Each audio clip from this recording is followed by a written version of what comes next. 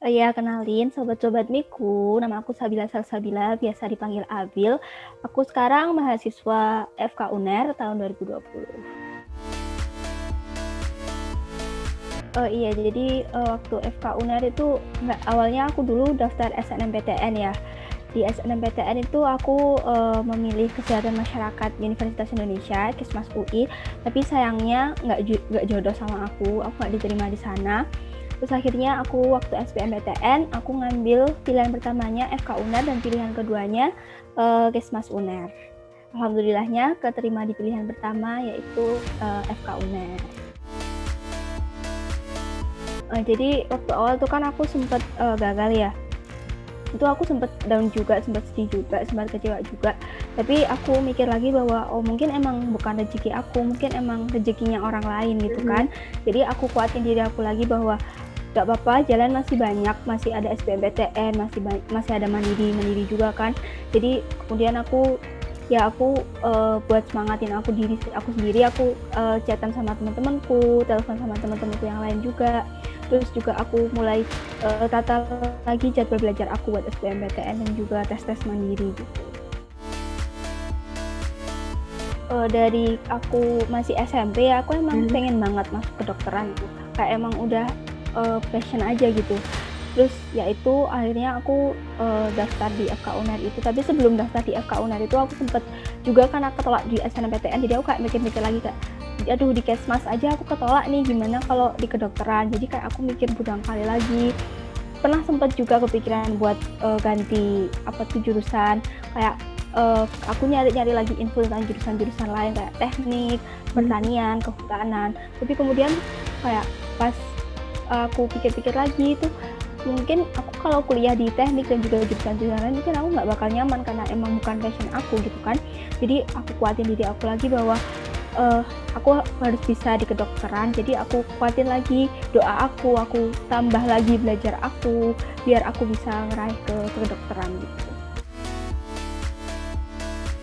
Cara belajar aku dulu aku sempat ikut salah satu bimbingan belajar di salah satu lembaga swasta.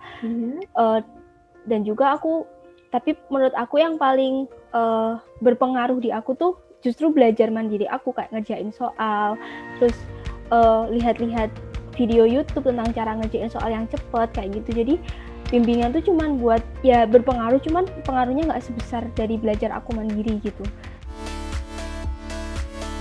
Kalau menurut aku ya, kalau mengatur waktu itu kembali ke diri masing-masing ya buat manage waktunya, karena kita kan juga kegiatannya mungkin beda-beda. Ada yang ikut bimbel, ada yang enggak, mungkin ada yang masih harus bantu-bantu orang tua juga. Jadi kalau menurut aku, yang penting kita harus punya target. Target kita hari ini tuh belajar apa, dan itu harus kecapai gitu. Kalau aku dulu, aku perbanyak banget latihan soal karena TPS tuh banyak banget macam-macam soalnya, dan varian soalnya tuh beda-beda gitu kan. Jadi aku fokusin buat ngerjain soal, dan aku target sehari tuh minimal 10 soal, dan alhamdulillah kalau bisa lebih. Dan 10 soal tuh aku benar-benar belajar banget, maksudnya nggak cuma nggak bisa lihat kunci di situ ya udah, tapi benar-benar kayak ini aku nggak bisa, terus aku ulangi lagi sampai aku benar-benar paham dan benar-benar tahu gimana cara ngeselesaiin soal itu gitu. Jadi kalau aku dulu kan TPS aja ya. TPS tuh ada 4 bab. Ada pengetahuan kuantitatif, penalaran umum, pemahaman umum, sama pemahaman baca dan menulis. Nah itu aku bagi, jadi sehari itu aku fokus bab apa dulu. Misalnya aku sehari fokus kuantitatif dulu, itu aku belajar dengan target aku minimal 10 soal. Sehari itu fokus aja dulu di satu kayak mata pelajaran itu lah ya bilangnya, biar fokus kita tuh nggak kemana-mana dan kita bisa dapet lebih banyak daripada kita kalau kita kayak mecah gitu konsentrasinya gitu.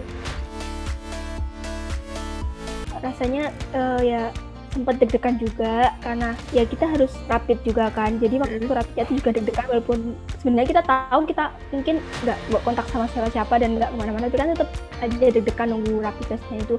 Dan dulu waktu aku itu pengumuman harus bawa rapid test tuh H-1 ujian, padahal H-1 ujian kan seharusnya kayak hari tenang gitu kan.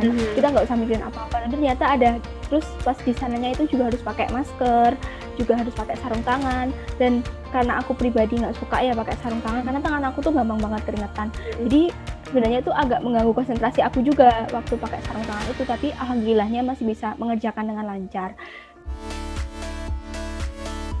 siapin diri kalian, mental sama badan kalian, karena udah deket banget dan kalau bahasanya kayak eman-eman gitu ya, kalau udah hari H kalian justru sakit, gak bisa fokus atau apalah itu.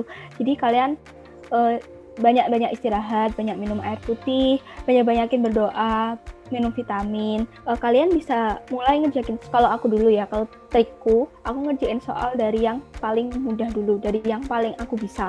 Karena kalau kita ngerjain soal dari yang sulit dulu, itu nanti gimana ya, waktu kita tuh bakal habis buat ngerjain soal yang sulit, karena kita pasti kalau menurut kita sulit, kita kan lebih lama gitu kan ngerjainnya.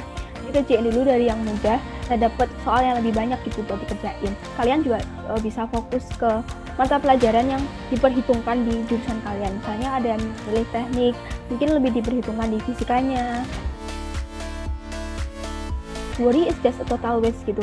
Kalian nggak usah mikirin yang aneh-aneh, kalau udah deket, mendingan kalian berdoa, fokus aja sama apa yang kalian bisa. Karena kalau cuma khawatir, kayak cuma kepikiran, juga nggak akan ngubah apapun kan. Dan nantinya kalau kalian udah keterima, alhamdulillah kan ya, senang banget. Jangan lupa juga buat bersyukur. Dan kalau seumpamanya tidak berjodoh dengan SBMPTN juga, berarti kalian harus siap-siap buat menata diri lagi, buat ikut mandiri dan tes-tes yang lain gitu. Jangan cuma terpaku ke hasil yang udah keluar terus misal nggak keterima gitu aja kan. Kalian harus maju gitu, nggak boleh stay di tempat gitu.